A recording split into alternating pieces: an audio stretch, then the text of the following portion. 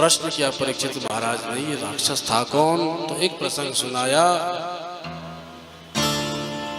कि एक बार सनक सनंदन सनातन संत कुमार भगवान से मिलने बैकुंठ गए, द्वारपाल जय विजय से टकरा गए, श्राप दे दिया। वही जय विजय हिरण्याक्ष हिरण्यकश्यप बन करके आए सनकादिकों के श्राप से। आज भगवान ने बराह रूप धारण करके हिरण्याक्ष का उद्धार कर दिया। मनु और शत्रुपा के द्वारा 5 संतति उत्पन्न हुई। बड़ा बेटा प्रियव्रत, दूसरे उत्तानपाद और 3 बेटियां आकुति, देवहूति और प्रसूति, जिसमें से देवहूति का प्रसंग श्री शुकाचार्य महाप्रभु सुनाते हैं कि देवहूति का विवाह हुआ कर्दम महामुनि के साथ, और कर्दम महामुनि ने विवाह के समय शर्त रख दी कि एक संतान होते ही मैं संन्यास ग्रहण कर लूंगा। तो जैसे ही इनके यहाँ भगवान कपिल रूप में प्रकट हुए, क्यों? क्योंकि सांख्य योग का लोप हो चुका था, तो सांख्य योग को प्रकाशित करने के लिए भगवान कपिल रूप में आए और योग मार्ग को प्रदर्शित किया।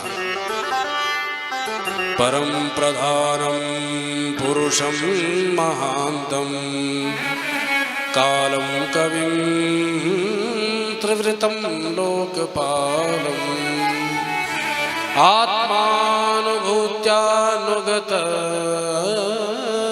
प्रपंच स्वच्छंद शक्तिं कपिलं प्रपत्ति।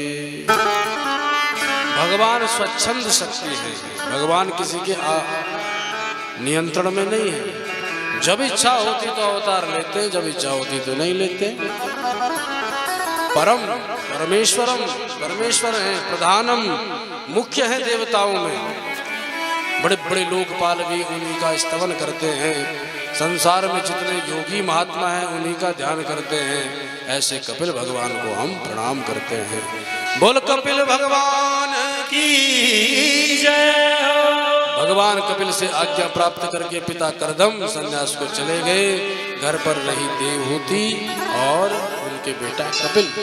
एक दिन देवहूति मैया ने एक प्रश्न कर दिया, बेटा तेरा जन्म हुआ था तो ब्रह्मा जी आकर के तुम्हारी स्तुति कर रहे थे कि तुम साक्षात नारायण हो। तो मैं जानना चाहती हूँ, अगर तुम नारायण हो तो मेरे जीवन में न्यूनता क्यों है? निर्विण्णा नितरां भूमन् सदीन्द्रिय दर्शनात् येन संभाव्यमानेन प्रपन्नाधं तमः प्रभो। बेटा मैं मनु महाराज की बेटी हूँ, बड़ी लालित हूँ, और अपने पिता के घर में मैंने सारे ऐश्वर्यों और वैभवों का उपभोग किया।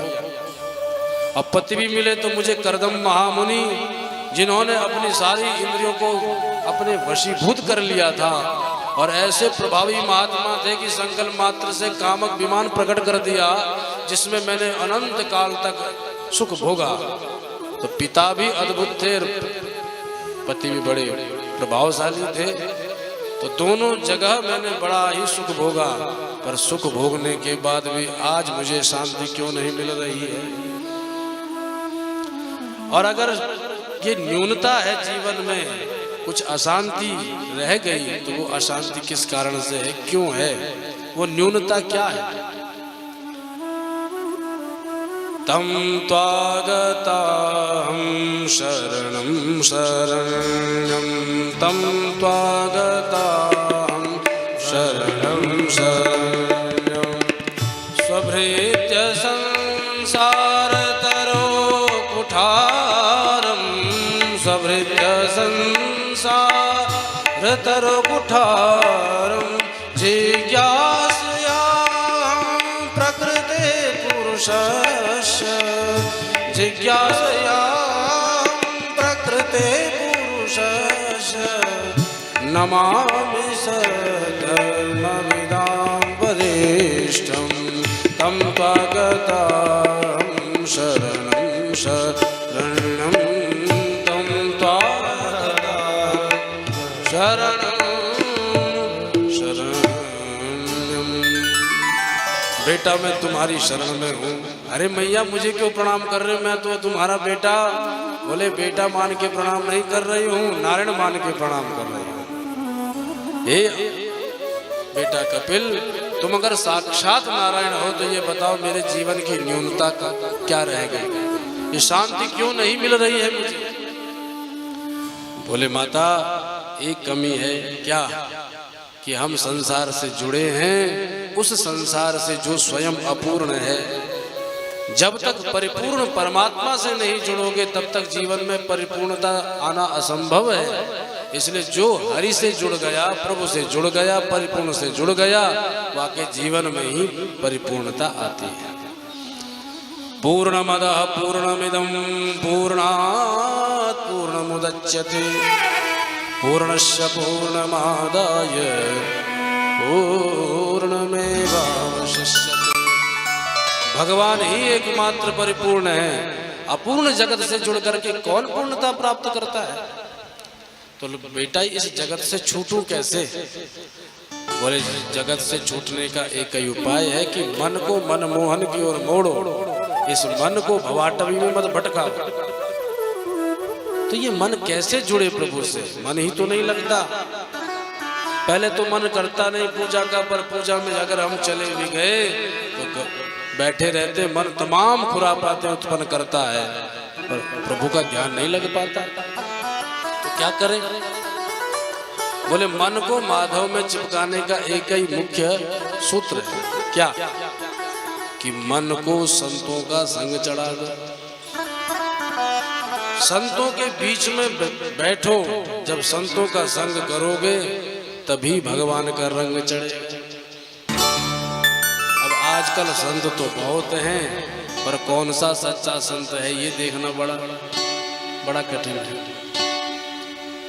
क्योंकि संत कौन है?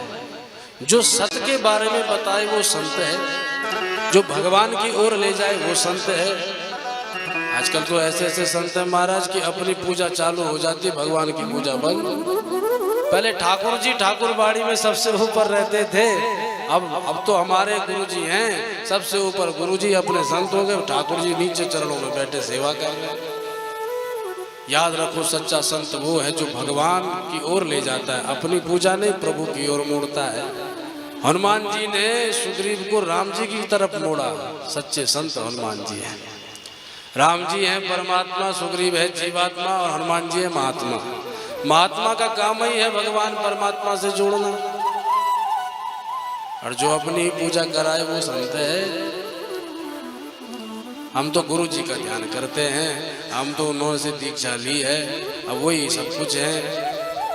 और देखो ना तुम भगवान की ओर बढ़ रहे हो कि नहीं? भगवान श्री रामानंदाचार्य जी महाराज हुए, रामानुजाचार्य जी महाराज हुए, निम्बारकाचार्य जी महाराज हुए, शंकराचार्य महाप्रभु हुए। इन्होंने जगत को जगन्नाथ की ओर मोड़ दिया, विश्व को विश्वनाथ की ओर मोड़ दिया।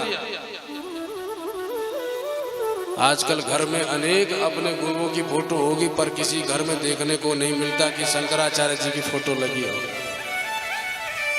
या रामानुजाचार्य महाराज की फोटो लगी हो, या रामानंदाचार्य महाराज की फोटो लगी हो। इनकी नहीं रहती। अब गुरु ऐसे बना ले, वो गुरु भी ऐसे हैं महाराज, दिनों दिन प्रकट हो रहे हैं। और ऐसे गुरु हैं महाराज विश्वविख्यात। बड़े सावधान होने की बात है। संत परमात्मा को परमात्मा से जोड़ता है। और एक और विशेष बात, जब जब हम संत दर्शन करते हैं तो हमें परमात्मा की याद आ जाती है। इसीलिए कहते हैं ना कि भैया वेशभूषा भी संतों की रखो। सुंदर कंठी हो गले में, हैं ऊर्ध्वपुंड हो या त्रिपुंड हो, जिस भी स्वरूप के आप भक्त हैं, तो देखने से ही भान होगा अरे ये प्रभु के जैसे ही लग रहे हैं।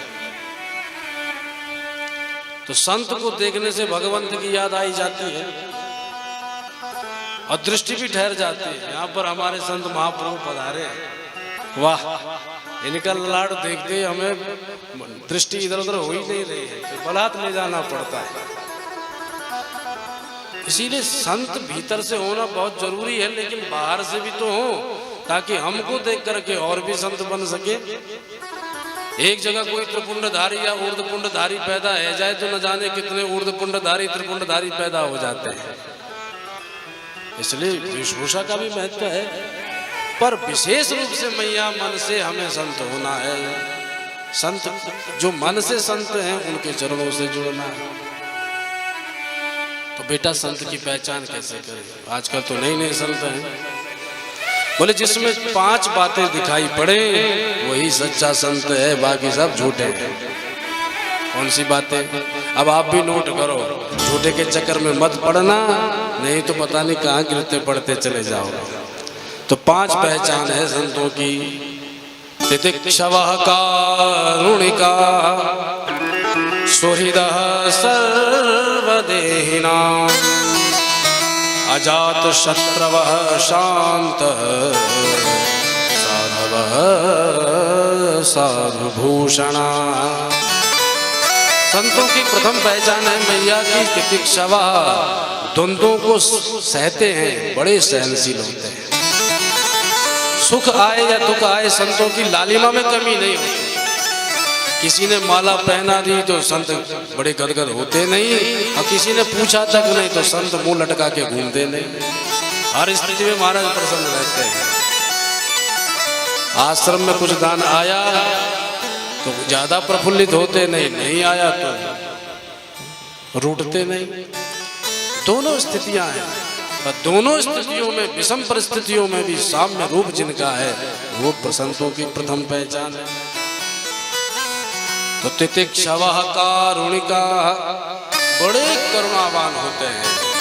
जब जीव जगत से हताश निराश होकर के उनकी शरण में आता है तो वो उनके दुख का निवारण करने के लिए उद्योग करते हैं, क्योंकि वो किसी का दुख देख ही नहीं सकते हैं, इसलिए बड़े करुणावान होते हैं।